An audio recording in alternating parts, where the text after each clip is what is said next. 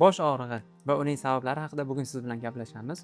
Bosh og'rig'ining turlari ko'pgina hisoblanadi, lekin eng ko'p uchraydiganlar haqida bugun siz bilan ko'rib chiqamiz. Videoni oxirigacha ko'ring, inshaalloh manfaatli bo'ladi degan umiddamiz. Birinchisi surunkali zo'riqish bosh og'rig'i yoki zo'riqish bosh og'rig'i.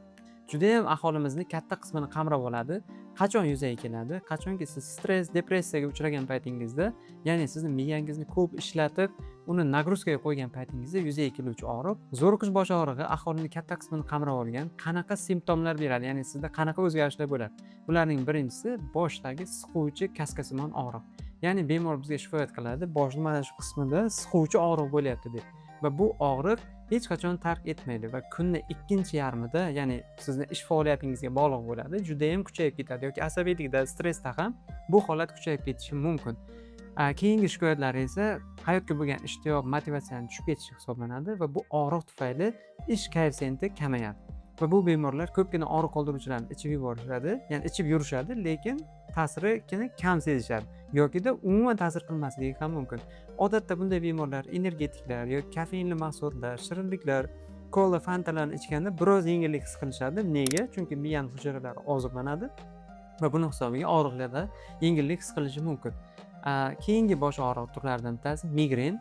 Migren ko'pincha ayollarda uchraydi. Bu boshning yarmida yoki butun qismida pulsatsiyalovchi, ya'ni lo'qillab og'riydi. Xalq tilida aytganda ko'ngil aynish, qusish bilan kechadi.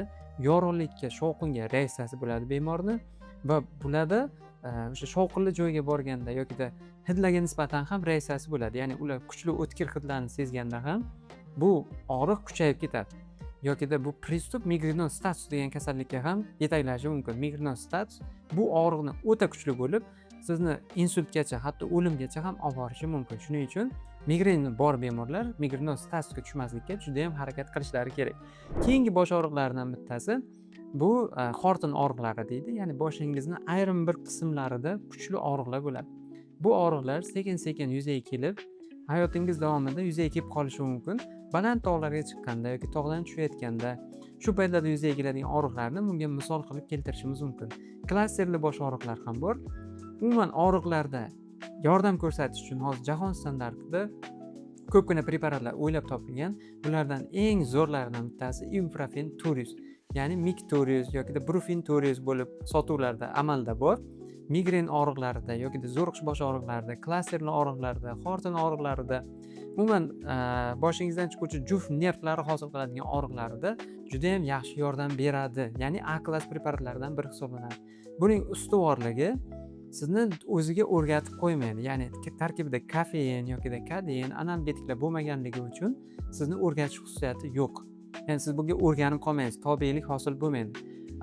Qachon siz trimollarni yoki shunga o'xshash kofein tarkibli dori vositalarini doimiy iste'mol qilib yurgan bo'lsangiz, ular sizda dori ichmagungacha qadar to'xtamaydigan bosh og'rig'i tashxisiga o'tkazib qo'yadi. Bunday bemorlarni tuzatish juda ham qiyin bo'ladi va bu bemorlar o'sha preparatni ichmagungacha qadar og'rig'i to'xtamaydi. Ya'ni dori ichish kerak. O'zi tashxisdan nomidan ham ma'lum, dori ichmagungacha qadar to'xtamaydigan bosh og'rig'i.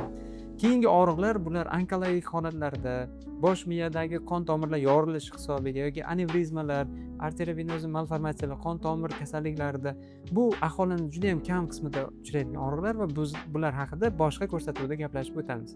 Siz uyda har qaysida qanday yordam ko'rsatish kerakligini hozir men sizlarga aytib o'taman. Zo'riqish bosh og'rig'i sizda kuzatilayotgan bo'lsa, ya'ni boshingizda siquvchi bosh og'rig'i bor, ko'ngil aynish qusish bilan kechmayapti, qon bosimi tushmayapti, yorug'likka yoki shovqinga reaksiyangiz yo'q, kunning ikkinchi yarmida bu og'riq kuchayapti. Sizda bunda zo'riqish bosh og'rig'i tashxisi bor. Siz uyda Mic Turius yoki ibuprofen Turius tarkibli dori vositasini ichishingiz mumkin. Uni topa olmasangiz oddiy parasetamol ham ichishingiz mumkin yoki ichayotgan suyuqlik miqdoringizga e'tibor qaratasiz. Oddiy iliq suv ham sizni boshingizda og'rig'ini kamaytiradi. Yokida eng ko'p ommabop usullardan bittasi bu boshni siqib bo'ylash. Bu migrenda ham yaxshi yordam berishi mumkin. Oyog'ingizni vanna qilasiz, bunda og'riqlar yengillashadi, ya'ni mutlaq yo'qolmaydi.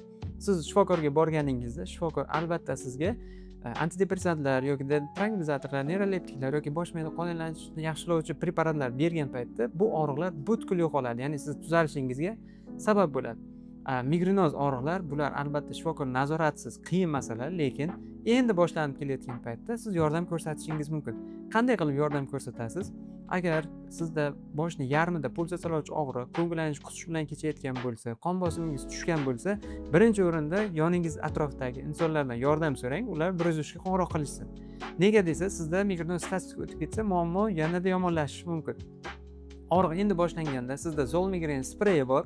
O'sha spreydan sepishingiz mumkin 1 doz yoki 2 dozga, yokida tabletkasi bor. Sumamigren, sumatriptan, xullas triptan tarkibli dori vositasini qabul qilishingiz so'raladi. Bunda qabul qilganingizdan keyin og'riqlar yengillashsa juda ham yaxshi. Har bitta tabletkani qabul qilayotganda juda ham ehtiyot bo'ling, chunki bu triptan tabletkalari har 2 soat oralig'ida maksimum 2 tagacha ichish mumkin. Masalan, sumatriptan tarkibli dori 50 mg ishlab chiqarilsa, siz sutkalik ichishingiz bo'lgani 100. Eng oshib borganda 150-200 gacha ko'tarishingiz mumkin. Bunda ham shifokoringiz bilan qo'ng'iroqlashgan holatda. Undan oshig'ini oshib yuborsangiz, bu qon tomirlar kengayib ketib, yokida boshqa asoratlari tufayli bemor halokatga yuz tutishi mumkin hattoki. Shunga e'tibor qaratishingiz kerak bo'ladi. Migrenni qo'zg'ab qolgan paytda uy sharoitida birinchi o'rinda 103 kelvinga qadar qorong'u xonaga o'tib, tinchlanib yotish tavsiya etiladi. Albatta, oyog'ingizga qilinadigan vannalar bu paytda yordam bermaydi. Boshingizni siqib boylab, iloji boricha tinch holatda yoting. Uyda Mictorius yoki paracetamol yoki oddiy Serukalni o'zi ham bosh og'rig'ida yaxshi yordam beradi. Ya'ni ko'ngillanishga ta'sir qilishi bilan bir qatorda boshning og'rig'iga ham ta'sir qiladi. Uyingizga bisoprolol, kankor, emkor yoki beta blokator tarkibli dori vositalari bo'lsa, yuragingizdagi muammolar yo'q bo'lsa, ya'ni siz yosh bo'lsangiz, yurak tomonidan kasalligingiz yo'q, mana shu preparatlar o'zi ham migren og'riqlarini kamaytirishga yordam beradi. Ya'ni migrenda yordam ko'rsatishingiz mumkin. Masalan, ibuprofen 400 berdingiz, og'riq qolmadi. Keyin Serukalni venadan yubordingiz yoki mishni qildingiz yoki tabletkasini qabul qildingiz, og'riq qolmadi. Triptanlarni ham ichgansiz, og'riq qolmadi. Unda siz 103 ga zudlik bilan murojaat qilishingiz kerak. Chunki bu statusga o'tyapti. O'sha sizda og'riqlar kamaymayapti va bu juda achinarli holat hisoblanadi. Sizda qanday kechadi bu og'riqlar? Nima savollaringiz bor? Albatta izohlarda yozib qoldiring. Og'riqlarning hammasini ko'rib chiqishga harakat qilamiz. Keyingi mavzularda boshqa, ya'ni atipik, kamyob uchraydigan bosh og'riqlari haqida ma'lumot berishga harakat qilamiz. Salomat bo'linglar.